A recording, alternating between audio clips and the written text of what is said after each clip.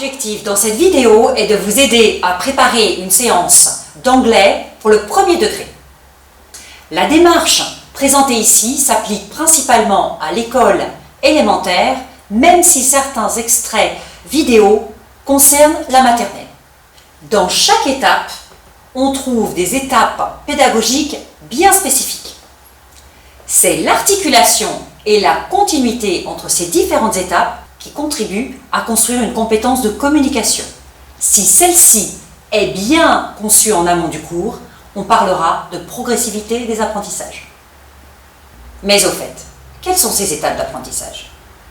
On parle de rituel, de rebrassage, de découverte, d'identification de la nouveauté, de mise en bouche, de mémorisation, de consolidation de la mémorisation, de fixation du modèle phonologique, de production semi-dirigée, de bilan en français et de fixation par l'écrit. Mais à quel moment et comment introduire ces différentes étapes pédagogiques? Vous voyez à l'écran les étapes pédagogiques qui sont récurrentes et celles qui n'apparaissent qu'à des moments clés du processus d'apprentissage. Ce schéma est donné à titre indicatif. Il est basé sur des séances d'une durée de 40 à 45 minutes. Des adaptations sur le terrain sont donc à envisager. Dans l'idéal, toutes ces étapes pédagogiques devraient être mises en œuvre, à part pour la fixation qui a un statut particulier en langue étrangère. Cependant, il semble difficile de toutes les mettre en œuvre si votre séance ne dure que 20 minutes. Dans ce cas de figure, il faudra procéder à des adaptations et vous concentrer sur certaines étapes pédagogiques tout en assurant la continuité et la cohérence pédagogique. Détaillons chaque étape pédagogique. Les enseignants commencent souvent leur séance d'anglais par des rituels. Rituels de transition ou rituels de rebrassage. Les rituels de transition favorisent l'attention des élèves et créent les conditions propices à l'enseignement. Ils placent les enfants dans une situation affective et cognitive particulière. De plus, ils leur signalent que la langue de communication dans la classe va changer. Plus les enfants sont jeunes, et plus il faudra théâtraliser, scénariser votre enseignement. Quelques exemples de rituels de transition. English time. Hello. Hello. Good morning, Lucas. Repeat. Good morning. Good morning, Marianne. Good morning. Good morning. The hello song.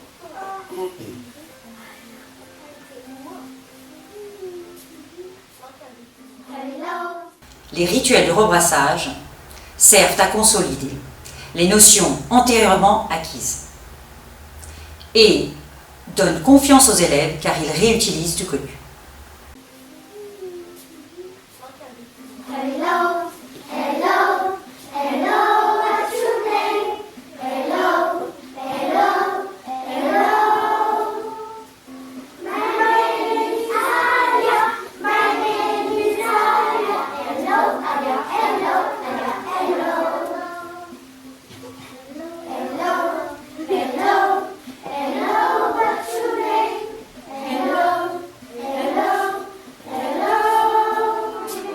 Teddy, my name is Teddy. Hello, Teddy, hello, Teddy, hello. Parfois, les rebrassages ont un lien direct avec les apprentissages visés dans la séance. Ils ont alors comme objectif de faire réviser les prérequis nécessaires à l'introduction et manipulation de la nouveauté. On parlera de démarche spiralaire, parler du connu pour aller vers l'inconnu. En début de séquence, il est possible et recommandé de présenter la tâche finale, le projet de la séquence, car cela favorise l'adhésion et l'attention des élèves. C'est le contrat d'apprentissage.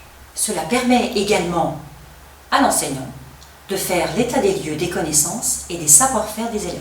L'objectif, c'est que vous soyez tous capables de jouer tout seul au jeu des 7 familles en anglais. Donc, pour jouer au jeu des 7 familles, de quoi a-t-on besoin comme vocabulaire? à connaître en anglais?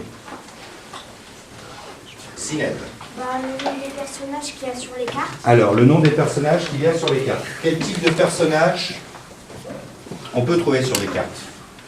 Mallory. Une fille et un garçon. Il peut y avoir une fille et un garçon. Jessica. Un fils et une fille. Alors, les membres de la famille. Il peut y avoir le fils et la fille. Il peut y avoir... Le chien et le chat. Alors... Parlons maintenant de la découverte ou repérage de la nouveauté. Étape très importante qui peut prendre plusieurs formes. La nouvelle notion, corpus lexical ou structure syntaxique, doit être introduite par l'écoute.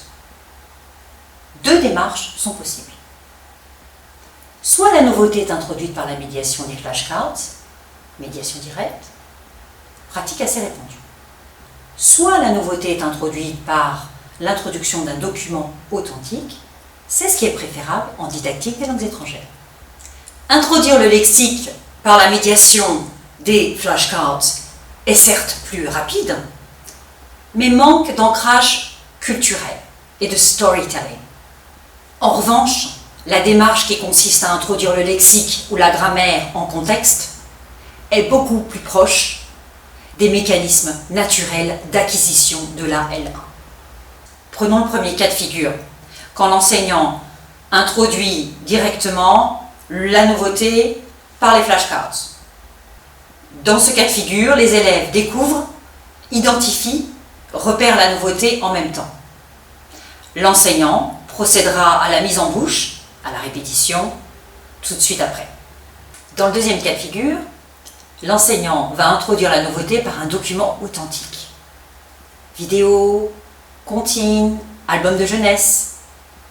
Afin d'appliquer les élèves, il faut leur proposer des tâches d'écoute.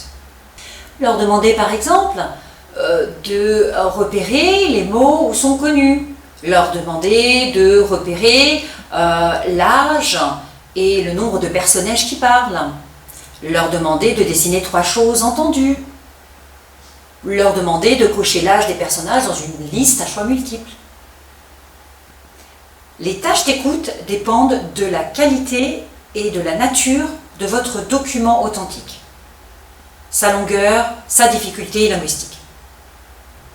Il est souvent nécessaire d'adapter ou de didactiser votre support authentique en fonction du niveau de la classe et des objectifs linguistiques visés. Au final, cette démarche est plus exigeante en termes de préparation de cours, mais elle permet de travailler les aspects culturels et socio-culturels des langues. Et le support en soi permet de travailler, de développer d'autres compétences de communication. L'élève va être capable de reprendre un modèle oral, une comptine connue avec sa chorégraphie. L'élève va être capable de raconter un album avec les aides appropriées. Que trouve-t-on après la découverte, l'identification de la nouveauté? Eh bien, la mise en bouche, la répétition. Les répétitions peuvent être collectives, ciblées, individuelles. Le TPR, Total Physical Response, devra être proposé pour les comptines et les histoires. Quelles sont les techniques de répétition que l'on peut utiliser pour fixer le modèle phonologique? Le front chain repetition, c'est quand on fait répéter en procédant du début de l'énoncé jusqu'à la fin. Le back chain repetition, c'est quand on fait répéter en partant de la fin de l'énoncé. Prenons un exemple. Food, food. Favorite, favorite. Favorite food. Your. What's your favorite food? Autre technique, la décomposition syllabique. Prenons le mot elephant. Pas d'écrit à ce stade, bien sûr. Mais on peut en profiter pour faire répéter syllabe par syllabe en formant sur les phonèmes anglais. Elephant, elephant. Pourquoi pas mettre en place un système de codage au tableau pour aider les élèves à placer leur accent de mot. Elephant sur la première syllabe. Dans cette phase de fixation du modèle phonologique, n'hésitez pas à solliciter toutes les formes d'intelligence multiple.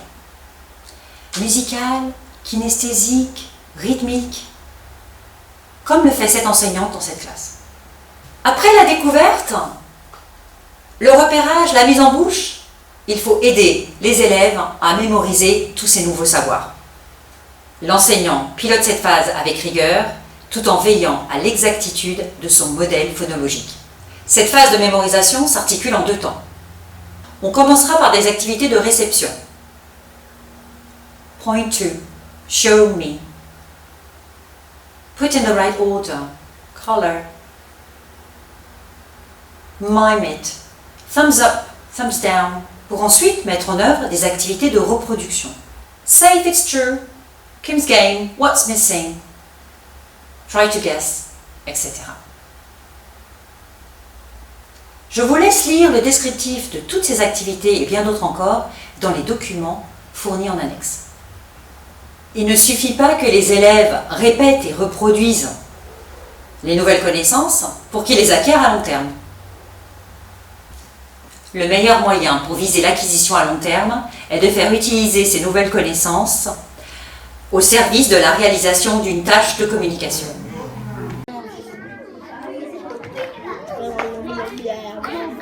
Cowboy.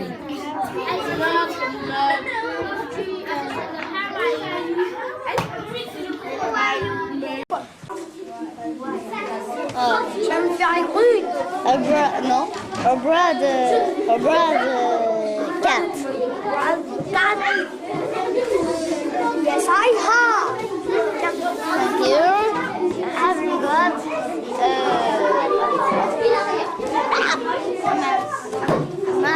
mother cat? Alors, 4 Yes, I have. Oh là là, c'est encore à toi. Moi j'aime pas.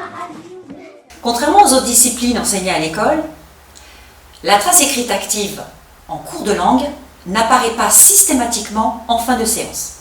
Cette trace écrite est à construire avec les élèves. Elle fait écho aux situations vécues à l'oral par les élèves.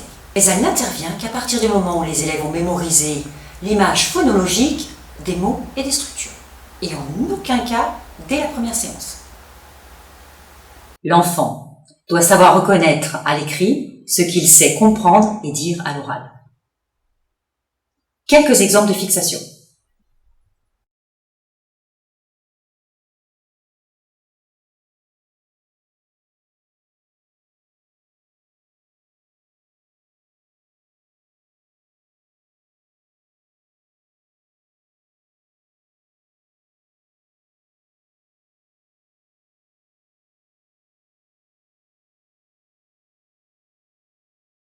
En fin de séance, l'enseignant peut mener un bilan en français si le temps le permet. C'est le moment où l'enseignant va faire le point sur ce qui a été appris dans la séance, en partant des observations des élèves. Il peut également valoriser ce qui a été réussi dans la séance ou faire ressortir les difficultés ou les solutions à envisager. Si vous n'avez pas le temps de conduire ce bilan en français, ce n'est pas si grave, vous procéderez à un bilan plus étoffé lors des séances suivantes. Maintenant que vous connaissez les différentes étapes pédagogiques dans une séquence et dans une séance, vous pouvez planifier votre séance en tenant compte de la spécificité du cours de langue.